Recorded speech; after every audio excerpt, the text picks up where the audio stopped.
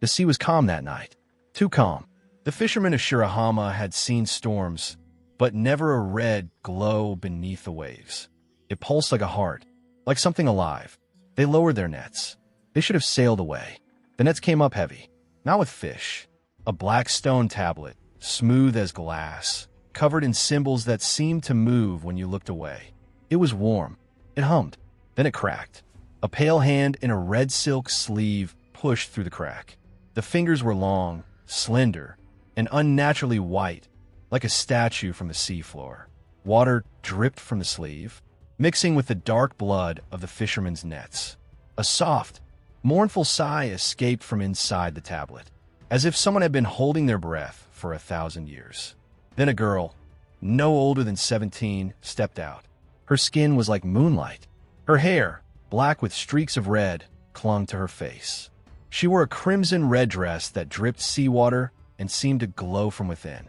She looked at the fishermen with eyes full of terror. She spoke, but no one understood. She repeated the same word again and again. Utsuro, Utsuro. The eldest fisherman, old Kenji, turned pale. The hollow boat, he whispered. The legend is real. The girl began to cry, silent tears. No one moved to comfort her. They brought her ashore.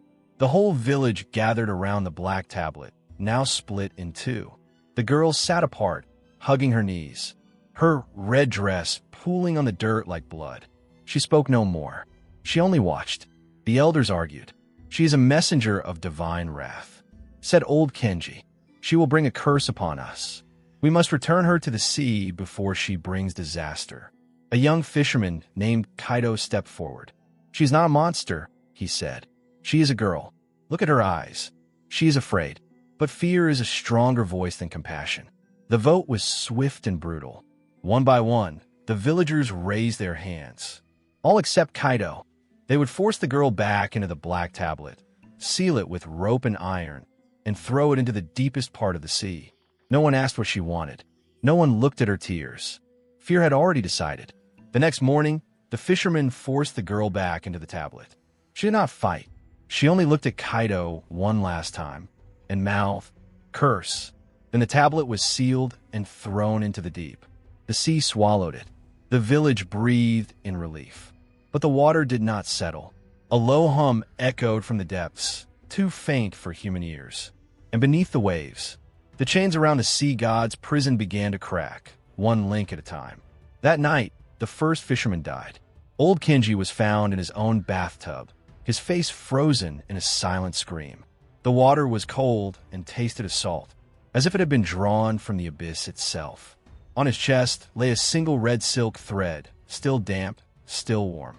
And on the bathroom mirror, written in condensation, was a single word, Utsuro. The village awoke to screams. No one dared speak the girl's name, but everyone felt her presence. Children clung to their mothers' skirts, and old men muttered prayers to the sea. Even the wind seemed to hold its breath, as if waiting for the next death.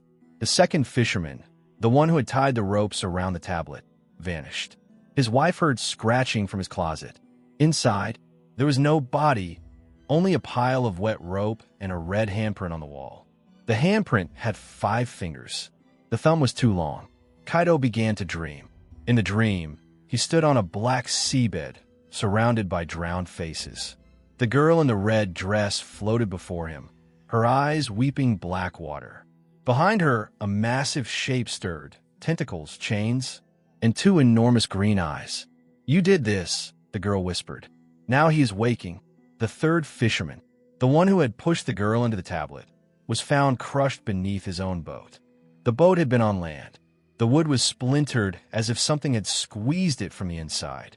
Inside the wreckage, a small piece of black stone, still warm. Old Kenji's son spoke. "Father told me the legend before he died. The girl is not the curse. She is the lock. The tablet is the key. And we threw away the key." Kaido realized the tablet was not a prison. It was a warning. The girl was protecting them from something beneath the sea. Kaido decided to dive. He took a lantern and a rope. He swam down into the black water. The deeper he went, the colder it became. Then he saw it, the tablet, lying on the seabed still intact, and beside it, a giant crack in the earth from which a green light pulsed. The seal was broken. He swam through the crack. Inside was a vast cavern, walls covered in ancient carvings. At its center, a colossal statue of a sea god, 8 tentacles, 1,000 eyes, chained to the rock. Most of the chains were broken. Only one remained, and the girl in the red dress was chained to it, her arms wrapped around the last link, holding it closed with her own body. The girl opened her eyes. She spoke now in Kaido's language, as if the water carried her voice into his mind. I was a priestess 1,000 years ago. The sea god wanted to rise and flood the world. I sealed him with my soul. The tablet is my vessel. Every 100 years, I must leave the tablet and renew the seal from the outside. But your village threw me back inside before I could perform the renewal. Now the chains are breaking. He is waking.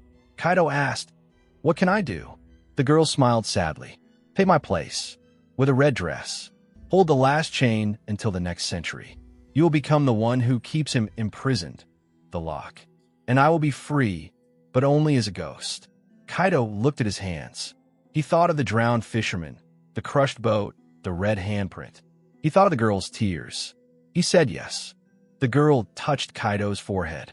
Her red dress dissolved into light and wrapped around him. He felt the cold of the deep, the weight of 1,000 years pressing on his chest. Before she faded, she pressed a small black pearl into his palm, cold as ice, but glowing faintly. "Keep this," she whispered, "the tear of Utsuro. It will keep you alive for 100 years. I am giving you a blessing." Her ghostly hand touched his cheek. "When I return, we will destroy the sea god together. Then neither of us will be bound by chains or fear." Then she was gone, a pale blue light rising toward the surface. Kaido stood in the red dress, chained to the sea god's prison. The black pearl in his hand pulsed with warmth. The sea god's green eyes stared at him. "You will be destroyed like driftwood," the god rumbled. Kaido closed his eyes. "I will wait." And he did. Years passed like days. The pearl kept him alive, kept him sane. He dreamed of her, the girl he had saved, now a spirit of the sea. 100 years later, the sea turned black. A storm gathered. Lightning split the sky. From the depths, the girl returned. No longer a ghost, but a being of living water, wearing a flowing dress of deep-sea blue, shimmering with light like sunlight on waves. She touched the chains around Kaido. They shattered like glass. "I have learned to command the sea," she said. "Now we end him." The sea god rose, a mountain of tentacles and rage. Kaido raised his hand. The black pearl became a spear of light. The girl raised her arms. The ocean itself bent to her will. Together, they struck. The sea god screamed, a sound that shook the earth.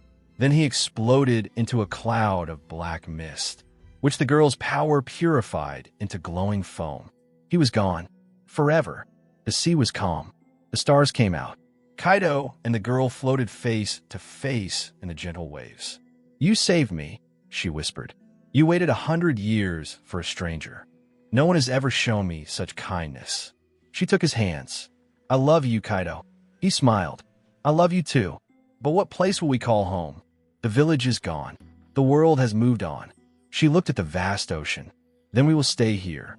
The sea needs guardians. No one else will protect it." There was no priest, no temple, only the moon, the waves, and 2 souls who had suffered for a century. The girl took a strand of her hair and tied it around Kaido's wrist. Kaido took a piece of the shattered chain and gave it to her as a ring. "We are bound now," she said. "Not by chains, by choice." They kissed beneath the moonlight. The sea glowed with a soft, warm light, as if celebrating their union. On the shore, the villagers found the black tablet one last time. On its surface, a new carving. 2 figures, hand in hand, wearing a red dress and a fisherman's coat. They built a shrine for them, too. And every year, they left 2 red silk threads. One for the girl, one for the man who loved her. Deep beneath the waves, Kaido and the girl rule the sea. Fishermen whisper of a red glow that guides them home. And if you dive deep enough, some say you can still see them, dancing in the deep. wrapped in red, forever together. The sea has many stories, but some stories do not end in fear. They end in love, the kind that waits 100 years. If you want to hear more legends of the deep, press subscribe. Share this with someone you would wait 100 years for, and with someone who needs to believe that love can conquer any darkness.